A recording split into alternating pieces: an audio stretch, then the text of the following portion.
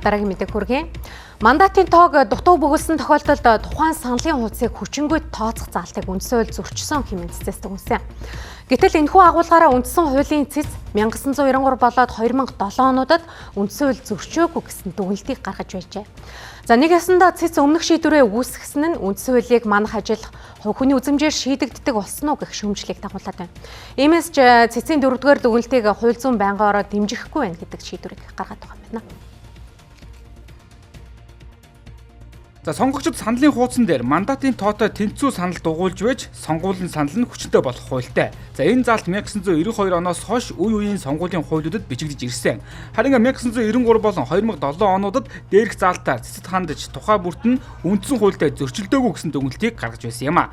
Харин энэ удаад үндсэн хуулийн цэц яг адил агуулгаар орж ирсэн маргааныг хянан хилцэж үндсэн хууль зөрчсөн гэх эсрэг дүгнэлтийг гаргаад байна.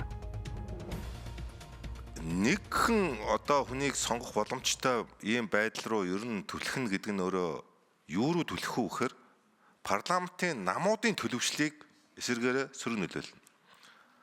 Хоёрдугаар дов жалганы үзлийг бий болгоно. Манайд бол одоо нэг жижиг аймаг байтугай Нижгэд аймгаар нь худалдаад авчих мөнгөтэй хүмүүс байгаа шүү дээ. Алтайг даргуу сайн мэдчихэж байгаа нэг удаа. Нэг дүүрэг байтугай нийслэлээр нь худалдаад авчихаар хүмүүс байгаа шүү дээ. Тэгэхээр энэ тойргийн чинь жижигсэх тусам дов жалганы атмаанууд бий болтыг.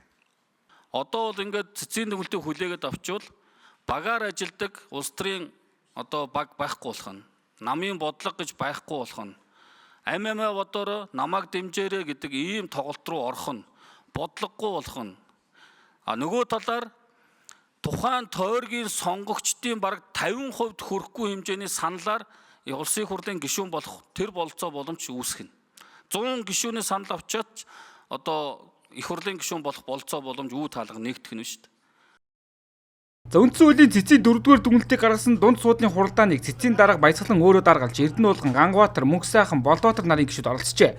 Харин улсын хурлын хууль зүйн байнгын хороо дээрх дүгнэлтийг хүлээн авах боломжгүй гэж үзээд байна. За үндсэн хуулийн цэц нэг хэлэлцсэн асуудлаар дахин маргаан үүсгдэггүй хуультай. Гэхдээ энэ зарчим хэрэгжихсэх нь цэцийн дарга хэн байхаас шалтгаалдаг болоод байна.